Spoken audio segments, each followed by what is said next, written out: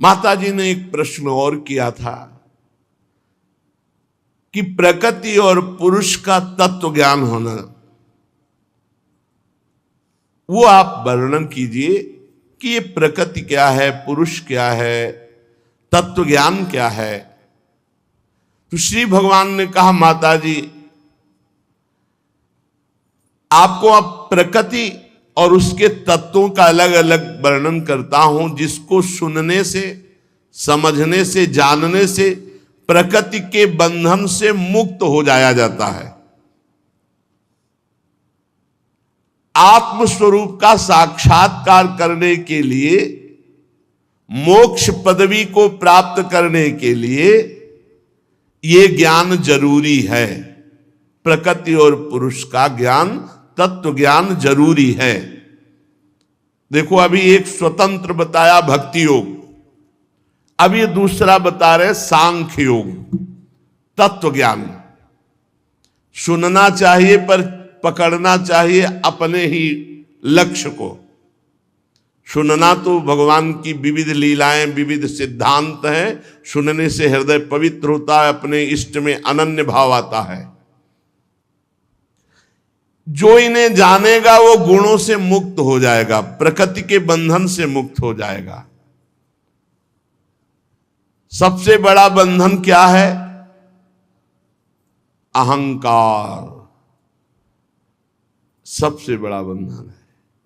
ये हृदय में रहता है, अंतःकरण चतुष्टय में ये रहता है, मन बुद्धि चित्त अहंकार। पंडित जन ऐसा कहते हैं, ज्ञानी जन, कि यही अहंकार हृदय और चैतन्य घन जो हमारा स्वरूप है, उसमें भ्रम पैदा करके बंधन डाल दिया। मैं पुरुष, मैं स्त्री, मैं कर्ता, मैं भोक्ता। उस ज्ञान को मैं वर्णन करूंगा जो इस अहंकार की ग्रंथि का भेदन करता है। यह सारा जगत व्याप्त है परमात्मा से, व्याप्त। जैसे बर्फ है तो चारों तरफ से जल से व्याप्त है, उसमें जल ही जल है और कुछ नहीं है। तो ये संसार क्या है? बोले परमात्मा से व्याप्त है। जैसे बर्फ जल से व्याप्त है, मतलब जल ही जल है, ऐसे सर्वम खलमिदम ब्रह्म। सिय राम मैं सब जग मानी नहीं करे, जानी करऊं प्रणाम, जोरी जुग पानी। सब भगवान सिया राम विराजमान, पूरा जगत भगवान है। ए बैठा लो दिमाग में, ना यहां कोई अच्छा है, न बुरा है, न गुण है, न दोष, भगवान ही। जैसे बर्फ में केवल जल ही जल ओतप्रोत है, ये सारा जगत परमात्मा से व्याप्त है। वही परमात्मा तुम्हारी आत्मा बना बैठा है। बहुत सुंदर। बस यही बात जान करके जो सिद्ध जन है अपने स्वरूप में स्थित रहते हैं। अनादि ये जो आत्मा है, इसका कभी प्रादुर्भाव नहीं हुआ कि इसकी बना ब्रह्मा ने बनाया इसे, नहीं। ब्रह्मा का भी आत्मा हमारी आत्मा है। जो ब्रह्मा की आत्मा है वही हमारी आत्मा है, इसलिए अनादि है। इसे नहीं कहा जाता कि अमुक युग में अमुक समय इसकी रचना हुई इस जड़ प्रकृति की, परमात्मा की नहीं, वो अनादि। और गुण बोले वो निर्गुण है, वो सतोगुण रजोगुण तमोगुण से परे है। इसका अंतःकरण पर प्रभाव पड़ता है गुणों का, सतोगुण रजोगुण तमोगुण का। जितने भी गुण दोष हैं सब अंतःकरण में, स्वरूप में एक भी नहीं। वो निर्गुण है, निर्दोष है, और वो प्रकृति से बहुत परे है। कौन? मैं। जो आत्मा है, बहुत सुंदर प्रसंग है, पर समझ में आ जाए भगवान की कृपा से। जैसे बर्फ में चारों तरफ जल ही जल है, ऐसे संपूर्ण संसार भगवान से व्याप्त है। भगवान ही भगवान, सब कुछ भगवान बने, पूरे के पूरे भगवान बने। वही भगवान हमारी आत्मा है। जो आत्मा है वो अनादि है, निर्गुण है, प्रकृति से परे है, और वही अंतःकरण में उसका पावर स्फुरित हो रहा है, जो अहंकार है। ये उसी शुद्ध अहंकार का प्रतिबिंब समझ लो, उसी का पावर समझ लो। स्वयं प्रकाश आत्मा के प्रकाश से प्रभावित, सबकर परम प्रकाशक जोई, उसी से मन, बुद्धि, चित्त, अहम, इंद्रियां सब उसी से चैतन्यता प्राप्त कर रही। सर्वव्यापक उस आत्मस्वरूप ने लीला विलास पूर्वक इस त्रिगुणात्मिका माया को स्वेच्छा से स्वीकार कर लिया। ये गलती हो गई, ये गलती प्रारंभ से हो गई।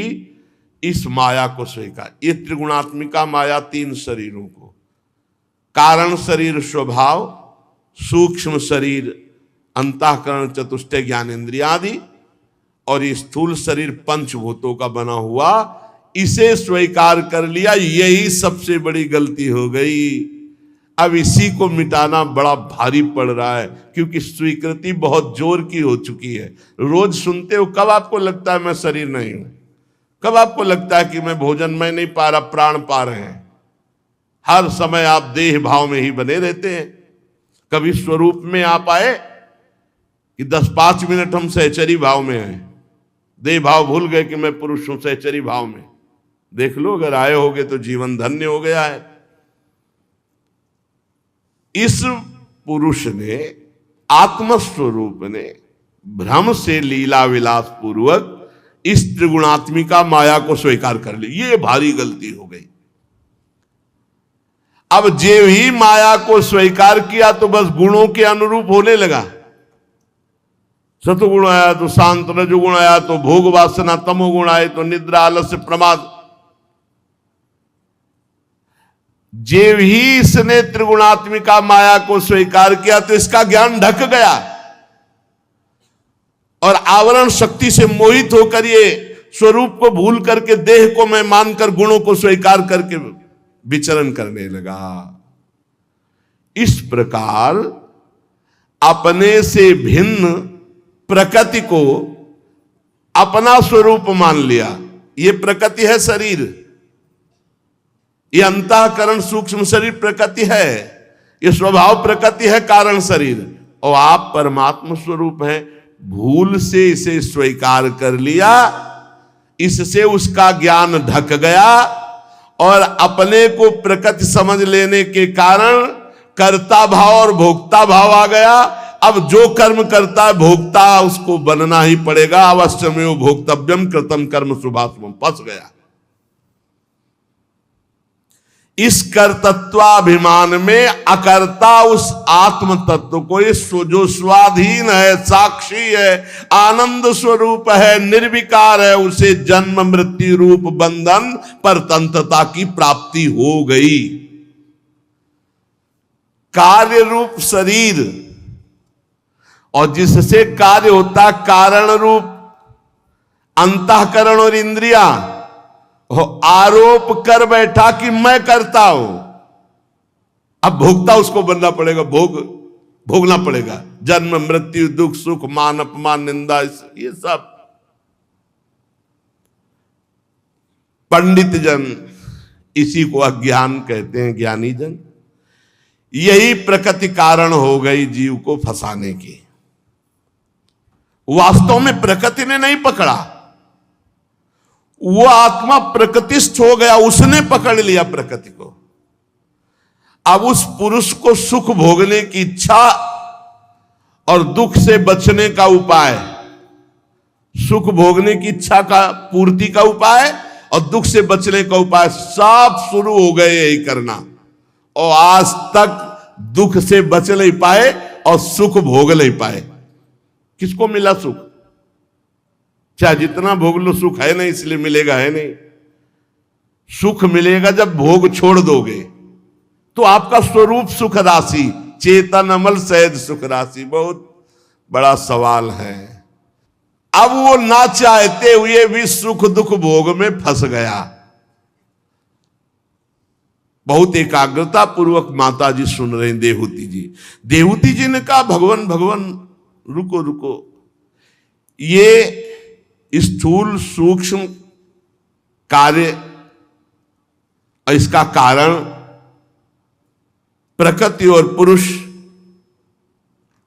आप इसका वर्णन कर रहे हैं तो थोड़ा सा और विस्तार से वर्णन कीजिए। भगवान ने कहा जो त्रिगुणात्मिका अव्यक्त नित्य कार्य कारण रूप निर्विशेष माया है, इसी प्रधान तत्व को प्रकृति कहते हैं। त्रिगुणात्मिका है ये, और अव्यक्त है, दिखाई नहीं देती, और नित्य है, और कार्य कारण रूपा है, निर्विशेष है, इसका कोई वर्णन पूर्ण रूप से नहीं कर सकता। और इसी को प्रधान तत्व कहते हैं, इसी को माया कहते हैं, इसी को प्रकृति कहते हैं। 5 महाभूत गिनते जाना, 5 महाभूत और उनकी 5 तन मात्राएं, शब्द स्पर्श रूप रस गंध, कितने हुए? 10, और 4 अंतःकरण 14, और 5 ज्ञानेंद्रियां और 5 कर्मेंद्रियां, कितने हुए? 24। ये 24 तत्वों के समूह को प्रकृति का संपूर्ण कार्य कहते हैं। और इसे तुम अपना मान रहे हो। फिर देख लीजिए, प्रकृति, प्रधान तत्व, माया, एक ही बात है। इसी ने फांसा है। फांसा क्या है? हम इसमें फंस गए। ठीक है, अब प्रकृति का स्वरूप क्या है? तो बोले 5 महाभूत, और इनके 5 महाभूतों के 5 तन मात्राएं, शब्द स्पर्श रूप रस गंध 10, अंतःकरण चतुष्टय मन बुद्धि चित्त अहंकार, ये सब प्रकृति है 14 है, 5 ज्ञानेंद्रियां और 5 कर्मेंद्रियां 24। इन 24 तत्व को प्रकृति कहते हैं, जिसको आपने अपना मैं मान लिया है। यही बंधन है आपका। यह है प्रकृति माया, और मान रहे हो अपना। चींटी काटेगी तो हम ही को तो लगेगा। यही अज्ञान की धरा। सच्ची मानो, जिनको ब्रह्मबोध हो गया, शरीर बिल्कुल ऐसे जैसे पुराने कपड़े से आपका कोई लगाव नहीं रहता, ऐसे उनको शरीर से कोई लगाव नहीं रहता। फंस गए परमात्म स्वरूप इन 24 तत्वों में फंस गए। 5 महाभूत, 5 तन्मात्रा, सुनना, देखना, खाना पीना, सूंघना, भोगना, अंतःकरण 10 इंद्रियां, ये 24 तत्वों में परमात्म तत्व ने अपनी मैं मेरी की अनुभूति कर ली। बस यही सबसे खतरनाक हो गया। पृथ्वी जल तेज वायु आकाश, ये 5 महाभूत हैं। अब 24 की व्याख्या कर रहे हैं। पृथ्वी जल तेज वायु आकाश, ये 5 महाभूत हैं जिससे शरीर बना है। तुम नहीं हो शरीर। 5 भूत, एक भूत लग जाए तो परेशान हो जाते हैं। 5 भूत नहीं, महाभूत हैं। यही तो परेशान किए हैं, अनंत जन्मों से भटक रहे हैं। इन्हीं 5 भूतों में फंस गए भाई, बहुत बुरी तरह फंस गए। 5 भूतों से रचित है ये देह, और देह को हम मान लिया मैं, और बस दुर्गति शुरू हो गई। पृथ्वी जल तेज वायु आकाश, इन 5 से बना हुआ ये ढांचा है। बनाने वाला बहुत बड़ा जादूगर है। सबकी आंख नाक कान ऐसे बने, सब अलग पहचाने जाते हो। कितने लोग हैं? अरे भारत ही में 135 करोड़ लोग हैं। करोड़, 135 करोड़। 200-500 बैठे होंगे तो जगह कम पड़ जाती है। फिर अन्य देश हैं और सब अलग अलग पहचाने जाते हैं। सबके फिंगरप्रिंट अलग है। ये कितना जादूगर है। सबके फिंगर, सबकी पहचान अलग। बड़ा विचित्र भगवान का खेल है, बड़ा विचित्र खेल।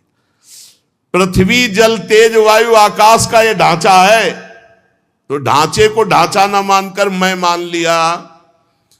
और इसके जो तन्मात्राएं हैं वो गंध रस रूप स्पर्श शब्द, इनमें फंस गए। सुनना देखना भोगना सूंघना, और ये श्रोतेंद्री, त्वगेंद्री, चक्षुरेंद्री, रसनाएंद्री, नासिका इंद्री, वाक इंद्री, प्राण इंद्री, पाद इंद्री, उपस्थ इंद्री, पायुंद्री, 10 इंद्रिया, 5 ज्ञान इंद्रिया, 5 कर्म इंद्रिया। मन बुद्धि चित्त और अहंकार अंतःकरण चतुष्टय। मन का काम संकल्प विकल्प, बुद्धि का काम निश्चय, चित्त का चिंतन करना, चिंता करना, और क्रिया का स्वीकार करना, भोक्ता कर्ता भाव या अभिमान। बड़े इतना ही प्रपंच है, इसी में फंस गए। पंच महाभूत, पंच तन्मात्राएं, पंच ज्ञानेन्द्रियां, पंच कर्मेंद्रियां, अंतःकरण चतुष्टय, 24 ये माया के हैं, प्रकृति के, और इसी को स्वीकार कर लिया, इसी माया में फंस गए। तत्व ज्ञानी पुरुषों ने ब्रह्म के सन्निवेश स्थान इन 24 तत्वों को बता दिया कि इसी तत्व में जो फंस गया, अब मुक्त होना बड़ा कठिन है। भगवान ही मुक्त कर सकते, इसलिए भगवान की शरण में जाए, चाहे गुरु भगवान को, चाहे भगवान को बिना इनकी शरण से, चाहे शिव बिरंच सम होई, गुरु बिनु भवनिधि तरह न कोई। अब ये 25वां तत्व स्वयं है जो फंस गया इसी में। 24 तत्व ये और 25वां स्वयं जो इसको स्वीकार कर लिया। महाराज, इनसे भिन्न एक तत्व है काल, जो ईश्वर की संहार कारिणी शक्ति है, जो इन 24 में फंस गया तो 25वां को भुगताने के लिए काल है, समय, वो भुगताता रहता है। कोई किसी को दंड नहीं देता, कोई किसी को दुख नहीं देता, ये काल उसको दंड देता है, और काल दंड देता है उसके कर्म के अनुसार। इसलिए होश में कर्म करो, नहीं तो काल भगवान एक एक सेकंड के कर्म को लिखे हुए आपको भोगना पड़ेगा। महाभारत में एक प्रसंग आता है, गौतमी नाम की एक महान तपस्वी देवी जंगल में घोर तपस्या परायण थी। उनके एक ही पुत्र था जिसे काले सर्प ने डस लिया। तो कुछ कोल की रात जंगल के वासी पुत्र के शव को लेके आए और कहा, हमने देखा काले सर्प ने डसा, और तत्काल मर गया। वो महान तपस्वी थी, उनको बड़ा क्रोध आया। उन्होंने कहा, आज मैं इस सर्प को भस्म कर दूंगी, और मंत्र से आकर्षण किया तो सर्प सामने। तो उनका, तुमने हमारे पुत्र को डसा, मैं तुम्हारा सर्वनाश कर दूंगी, अभी भस्म करती हूं। तो उनका, मां रुक जाओ, मेरा बिल्कुल दोष नहीं है, सर्प ने कहा। तो उनका, क्यों, काटा तो तुमने है। बोले, मृत्यु मेरे सिर पर बैठ करके कटवा दिया, दोष मृत्यु का है, मेरा नहीं।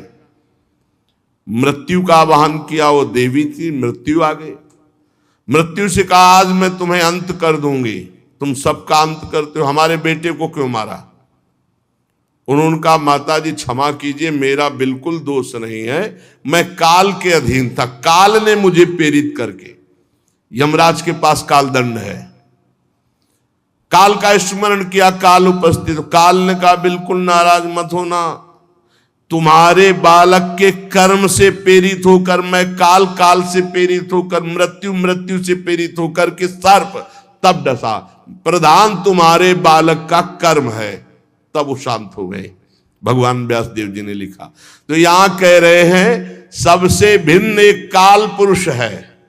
काल, समय, वो भिन्न भिन्न कर्मों का फल समय समय पर देता है। आपको पहुंचा देगा या वो स्वयं घटना आपके समीप करवा देगा। बुरी दशा आने के पहले बुद्धि फेरी जाती है। जिका विधना दारुण दुख दीन, ताकि मत पहले हरलीन। ये काल ही हरण करता है। ये सबको दुख सुख भुगताता है। एक भी कर्म ऐसा नहीं है जो तुम्हें दंड न दे या जिसका फल ना हो। जो ही आप कर्म किए, उसी समय चित्रगुप्त ने उसकी चित्र सहित रचना मन में कर दी। समय आने पर उसका आपको ब्याज सहित दंड मिलेगा। जिससे माया के कार्य रूप देहादि में आत्मभाव का अभिमान, अहंकार होता है, उस अकर्ता को कर्ता मानने से भय, शोक, चिंता, मृत्यु, दुख ये भोगना पड़ा। उस अकर्ता को केवल कर्ता मान लेने से दुख भोगना पड़ा। हे मनुपुत्री, भगवान कपिल देव जी कह रहे हैं। अब जब उपदेश कर रहे हैं तो हे मनुपुत्री, जिसकी प्रेरणा से गुणों की साम्यावस्था रूप निर्विशेष प्रकृति में गति उत्पन्न होती है, वह परम पुरुष काल है, वो सर्वसमर्थ है, जो अपने ज्ञान के द्वारा प्राणियों के अंदर और बाहर हर कर्म को जानता है और वही दंड देता है। 25वां तत्व काल। परम पुरुष परमात्मा ने अदृष्टवश क्षोभ को प्राप्त हुई संपूर्ण जीवों की उत्पत्ति स्थान अपनी माया में, ये चित्त शक्ति, इच्छा शक्ति, उसी से संपूर्ण ब्रह्मांड प्रकट हुआ है। माया में है, सत्य एकमात्र भगवान है। पीछे आपने विराट भगवान का स्वरूप सुना कि भगवान के किन किन अंगों से कैसे कैसे संपूर्ण संसार की लोक लोकांतर की रचना होती, प्रकट होते। भगवान कपिल देव जी महाराज माता देवती को उसी विराट स्वरूप का परिचय बताते हैं, जो आप सुन चुके हैं। भगवान ने कहा, ज्ञान और भक्ति वैराग्य से चित्त की एकाग्रता के द्वारा जब हम अपने क्षेत्रज्ञ को जान जाते हैं, आत्मस्वरूप को जान जाते हैं, तो ये सब माया में जगत खत्म हो जाता है। एकमात्र भगवान की अनुभूति होती है।